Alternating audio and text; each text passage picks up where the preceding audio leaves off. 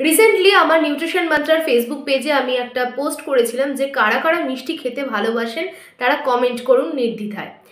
দেখলাম কমেন্টের বন্যা বয়ে গেছে। সত্যি তো, মিষ্টি খেতে কেউ অপছন্দ করে বা মিষ্টির প্রতি প্রচুর প্রচুর তাদের লোভ বা সংবরণ করতে পারে না, সেই সমস্ত নিয়েও তারা কমেন্ট করেছে।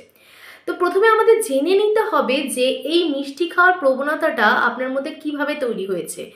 মানে সেটা কি বাই বর্ন, ফ্যামিলির কুকিং প্রসেসের জন্য, অথবা ফ্যামিলিতে ফুড হ্যাবিটস সেই জন্য মিষ্টি খাওয়ার প্রবণতা আপনার মধ্যে এসেছে, কি কারণ বা কোথা থেকে জেনারেট হচ্ছে সেটা খুঁটিয়ে নেওয়াটা খুব দরকার।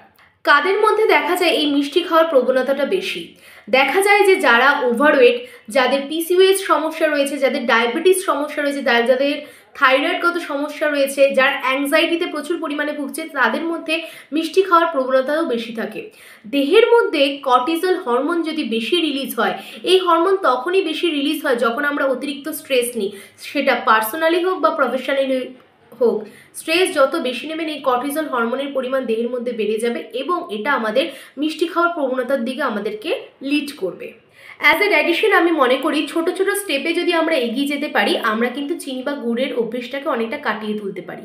প্রথমত, অনেকেরই বাড়িতে দেখা যায় যে রান্নার তরকারিতে চিনি অ্যাড করার প্রবণতা থাকে। সেই অভ্যেস থেকে একটু দূরে থাকতে হবে। প্রত্যেকটা রান্নায় যে চিনি অ্যাড করার প্রবণতা, সেটাকে একদমই বাদ দিতে হবে। চায়ের মধ্যে চিনির জায়গায় গুড় অ্যাড করছি, চিনি বা গুড় এই জিনিসটা চায়ে একদমই অ্যাড করা চলবে না। আরেকটা অভ্যেস, অনেকে দই খাচ্ছে, টক দই, যেটা অনেকটা হেলদি, কিন্তু তার মধ্যে আমরা আবার চিনি অ্যাড করে ফেলছি। এই অভ্যেসটা থেকে বিরত থাকতে হবে। পুরোপুরি চিনি বা গুড় থেকে বেরিয়ে আসতে না পারলেও আমরা যখন যে কোনো কেচাপ বা সস ইউজ করছি, extra sweet sauce kind of জিনিস থেকে কিন্তু আমাদের দূরে থাকতে হবে বা এড়িয়ে চলতে হবে সেগুলো। আমার কাছে অনেক পেশেন্টরাই এসে বলে যে মিষ্টি ছাড়া আমি চলতে পারবো না। তাদের ক্ষেত্রে আমি আমার পার্টিকুলার পেশেন্টদেরকে সাজেস্ট করি ব্রেকফাস্টে প্রোটিন এবং ফাইবারের পরিমাণটা বেশি করে দিই। এটা কিন্তু আমি দেখেছি টেকনিক্যালি তাদের মিষ্টি সংবরণ করতে অনেকটা সাহায্য করে। এছাড়াও অনেকে বলে যে রাত্রেবেলার শেষ পাতে আমার একটা মিষ্টি চাই। তাদেরকে বলবো রাত্রেবেলার শেষ পাতে মিষ্টি খাওয়ার প্রবণতা একদমই ক্রস খাওয়া চলবেই না।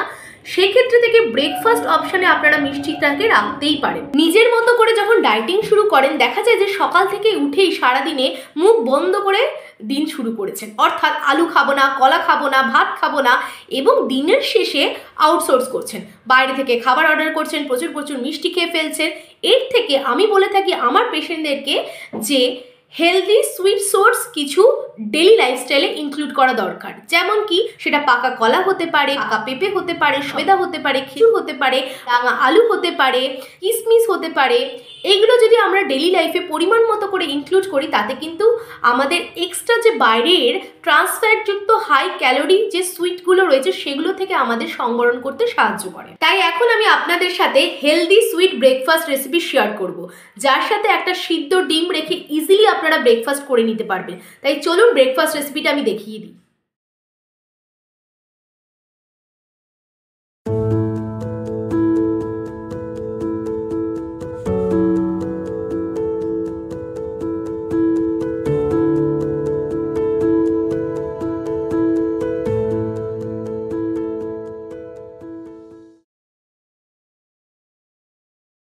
এই রেসিপিটা আপনাদের আউটসাইডের বাজে মিষ্টি খাওয়ার প্রবণতা থেকে আপনাদেরকে অনেকটা অংশে সংবরণ করবে।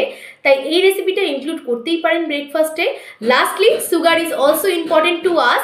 তাই কে কতটা পরিমাণে খাবে প্রত্যেকটা জিনিসই ডিপেন্ড করছে তার পার্টিকুলার ডিজিজের উপর এবং পার্সোনালাইজড ডায়েট প্ল্যানের উপর। Thank you.